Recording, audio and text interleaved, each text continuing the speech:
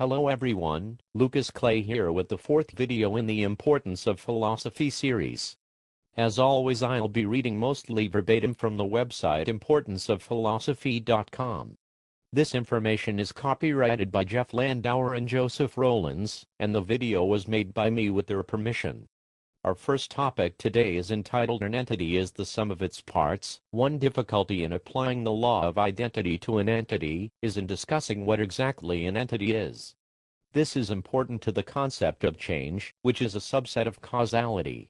Assuming there are basic building blocks of the universe, it is conceivable that these entities have a fixed identity, except location. They do not change. They act and interact, but do not ever actually change their identity. Other objects do change.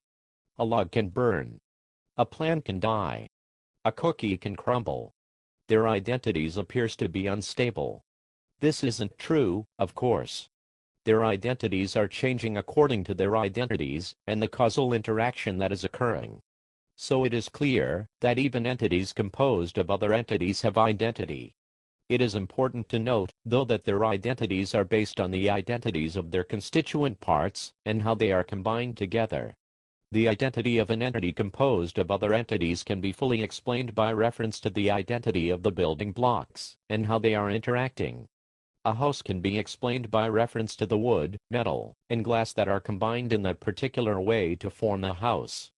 Or it could be explained in terms of the atoms that form it. These are all true, because the entity is a sum of its parts.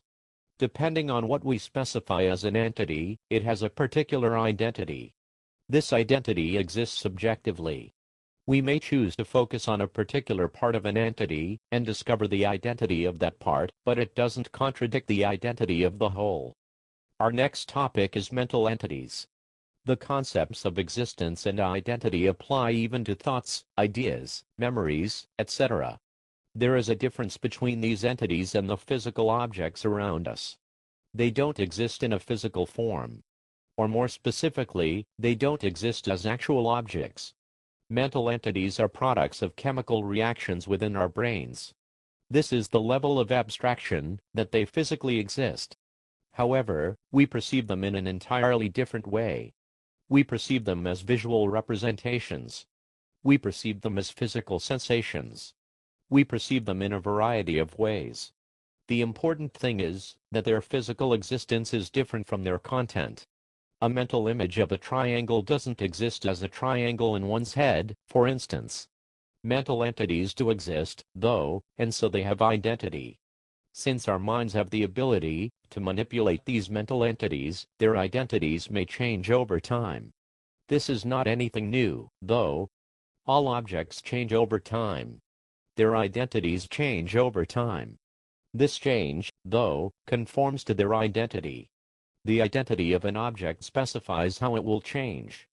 And the final topic in the metaphysics section is the metaphysical versus the man-made. An important difference exists between the rules that govern existence, the metaphysical, and the rules that men create to govern themselves, the man-made. This should be obvious, but confusion of the two has led to all kinds of problems.